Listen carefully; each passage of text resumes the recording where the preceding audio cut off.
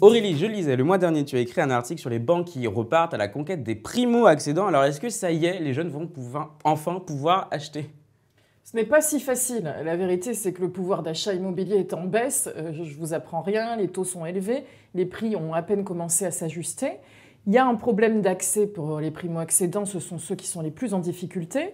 Le gouvernement a donc décidé de prolonger le dispositif du prêt à taux zéro. Le fameux PTZ, dont on a beaucoup parlé ces dernières semaines. Le fameux PTZ qui a fait couler de l'encre parce que ce dispositif a été prolongé jusqu'en 2027 et en même temps recentré sur les logements collectifs neufs en zone tendue. Il exclut donc les maisons individuelles et de fait son impact sera réduit. Ce n'est donc pas la panacée. Ce que je peux dire néanmoins dans ce marché, actuellement, étant donné les conditions, c'est que les banques ont quand même envie de repartir en conquête, de refaire du volume de façon générale, bien au-delà des primo-accédants. C'est de partir chercher le client.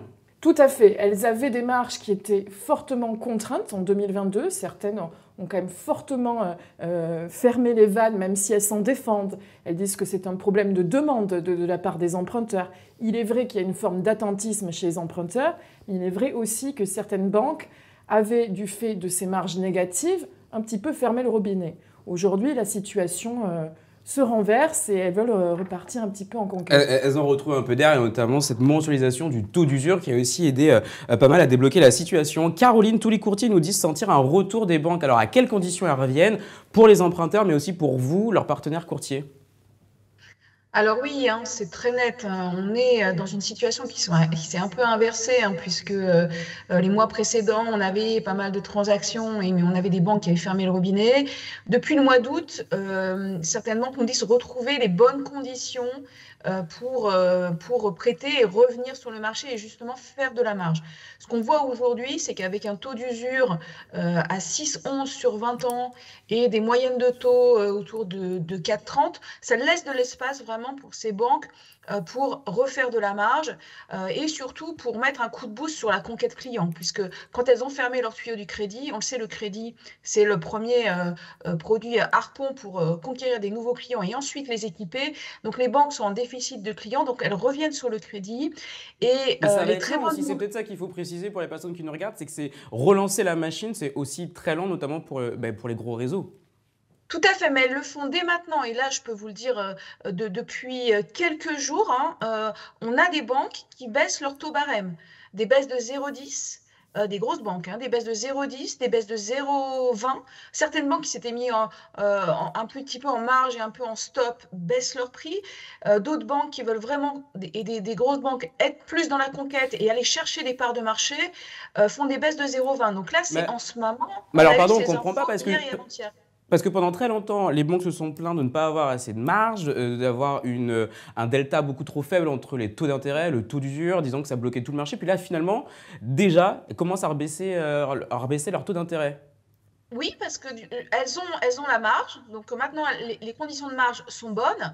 Là, la difficulté aujourd'hui, vous en avez parlé, c'est un peu le blocage du marché IMO avec des prix qui tardent un peu à baisser et du coup des vendeurs qui sont un peu dans l'attente.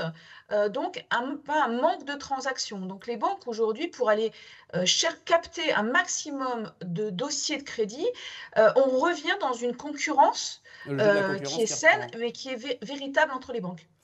Aurélie, le HCSF t'a un peu volé la vedette depuis ton article, parce que depuis le Haut Conseil de stabilité financière s'est réuni début décembre et il a procédé à quelques ajustements de ces normes, quelques ajustements techniques. Alors ces normes, on les rappelle, même si elles ont tant fait crier, durée maximale d'endettement à 25 ans, taux d'effort maximum à 35% et marge dérogatoire des banques à ces normes, 20% de leur production trimestrielle. Alors les ajustements portent sur quelques points techniques, notamment la durée maximale d'endettement qui peut aller jusqu'à 27 ans pour un bien avec travaux et ces travaux doivent représenter au moins 10% du montant total de l'opération. Alors ces ajustements, ils ont beaucoup déçu le marché, à commencer par nos amis courtiers, banquiers, même les emprunteurs. Mais toi Aurélie, de ton regard d'observatrice avisée et objective, est-ce que vraiment ces ajustements ne cassent pas trois pattes à un canard ? Ces ajustements sont vraiment des ajustements à la marge. Ce sont des ajustements techniques. Le HCSF lui-même le reconnaît. On est dans une séquence politique. C'est-à-dire qu'il y a une production de crédit qui est en baisse. On ne peut pas le nier. Moins 50%. On a atteint ce qui semblerait être un pic là, à la baisse au mois d'octobre. On le disait à l'instant avec Caroline, on voit quand même que les banques ont cette volonté de refaire du volume. Néanmoins, la baisse de la production est une réalité. Donc le sujet devient politique. Bruno Le Maire a fait des déclarations à plusieurs reprises. Dans la presse, dans les médias, effectivement. Tout à fait, dans le Parisien, auprès de nos confrères. Il a accordé 2 interviews là, en l'espace de quelques mois. Et depuis le mois d'octobre, planait cette petite musique je suis prêt à faire peut-être quelques ajustements, à accorder un peu de souplesse. Mais qui n'est pas forcément suivi d'effet. Pour l'instant, on voit pas, il n'y a pas un gros déblocage du marché, non, en tout cas de la part du qui gouvernement. reste minime, parce que la volonté quand même du gouvernement est de conserver l'esprit de cette norme. Tu le disais, elle fait couler beaucoup d'encre, mais l'esprit de la norme et l'esprit du Haut Conseil à la stabilité financière, c'est précisément cette stabilité financière, et c'est donc de tout faire pour protéger les emprunteurs, pour prévenir le surendettement. Donc aujourd'hui, il n'y a pas de mesure qui renverse la table, puisqu'on conserve quand même en majorité cette règle immuable des 25 ans et du taux maximal d'effort à 35%. C'est la philosophie de la norme, elle est inchangée. Et l'objectif du gouvernement est très clair, il reste droit dans ses bottes depuis le début, c'est maintenir la pression sur les conditions de financement des ménages tant que les prix immobiliers ne baissent pas, et on sait que ça va prendre du temps. Alors justement, je me retourne vers Caroline et vers Bruno, parce que la profession était très critique envers cet objectif du gouvernement, envers cette stratégie. Je voudrais vous faire réagir à la réponse de l'économiste Pierre Madec, qui était un de nos invités de la précédente émission sur le logement. On l'écoute et je vous fais réagir. Les besoins aujourd'hui, c'est plutôt un besoin de logement abordable. C'est-à-dire que c'est quoi le problème du logement? Il y a un problème très conjoncturel qui est lié à l'accès au crédit. Il y a une remontée très rapide des taux, on ne va pas refaire l'histoire. On a gagné en taux d'intérêt ce qu'on avait mis à peu près 10 ans à perdre. Donc évidemment, il y a eu un vrai choc sur le marché du crédit. Après, il faut aussi prendre là un peu de hauteur et de regarder l'assouplissement des conditions de crédit. Qu'est-ce que ça a généré? Ça a généré des prix élevés. Ça a généré l'exclusion d'un certain nombre de ménages, et notamment les ménages les plus pauvres, de l'accession à la propriété. C'est-à-dire que tout le monde a bénéficié de l'assouplissement des conditions de crédit. Et donc dire la solution, c'est de jouer sur les conditions de crédit pour resolvabiliser les ménages, c'est pas certain. Si au final ça aboutit à une remontée des prix immobiliers ou un soutien aux prix immobiliers qui désolvabilise les ménages modestes, c'est pas certain. Bruno Rollo, est-ce qu'il n'a pas raison, Pierre Madec? Est-ce que si on ne desserre pas tout de suite les conditions de financement, les prix vont rester hauts? Oui, mais pas que. En fait, il y a un double sujet dans ce qui est évoqué. Il y a effectivement le sujet de la corrélation entre le prix, le montant du crédit, la capacité d'emprunt et la capacité du marché à s'ajuster à cette situation-là. Mais il y a un autre problème beaucoup plus profond et fondamental, c'est le problème de choc de l'offre du logement qui n'a pas eu lieu, qui était promise et qui aujourd'hui, même si jamais vous facilitez l'accès au crédit, il risque d'y avoir l'effet pervers qu'il évoque, c'est-à-dire une remontée ou de nouveau une pression sur les crédits et sur les prix. Donc ce qu'il faut aussi, c'est mettre en parallèle la notion de nombre de logements que vous mettez sur le marché. Mais ce choc de l'offre de logement, pardon Bruno, mais ce choc de l'offre, ça fait des années qu'il est promis par les différents gouvernements. Là, jamais vu arriver. Ça veut peut-être dire qu'il faut aller agir sur d'autres leviers, notamment peut-être sur le financement. Alors, vous pouvez agir sur le financement, reste que le sous-jacent, avec le nombre de contraintes qui viennent se télescoper, là, pour le coup, hein, le sujet des passoires thermiques, le sujet de l'enjeu climatique, l'artificialisation des sols, le sujet de la production de nouveaux logements, hein, qui est complètement en panne et qui, on le sait très bien, ont des cycles longs, c'est-à-dire entre 3 et 5 ans pour réinitialiser. Ça veut donc dire derrière qu'on est en panne de toute façon pour pouvoir remettre en place une quantité de logements suffisant pour faire jouer le jeu de l'offre et de la demande.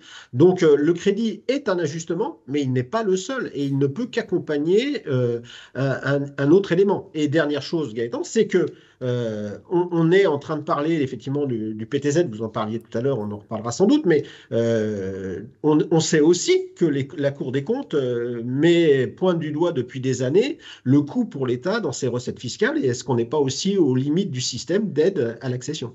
Caroline, vous voulez réagir également? Oui, tout à fait. Je pense que on se trompe si on imagine qu'en enlevant les normes HCSF, les prix de l'immobilier vont repartir à la hausse. En fait, le HCSF a été mis en place, il faut le savoir, de façon vraiment ferme pour les banques début 2022, donc c'est très récent. La vocation, c'était freiner le crédit, freiner les prix de l'IMO, parce qu'on était à des taux à 1%, etc. Donc, OK, dont acte, c'est ce qui a été mis en place en 2022. Sauf qu'aujourd'hui, on a un deuxième effet qui a permis de freiner ces prix de l'IMO, c'est les taux de crédit.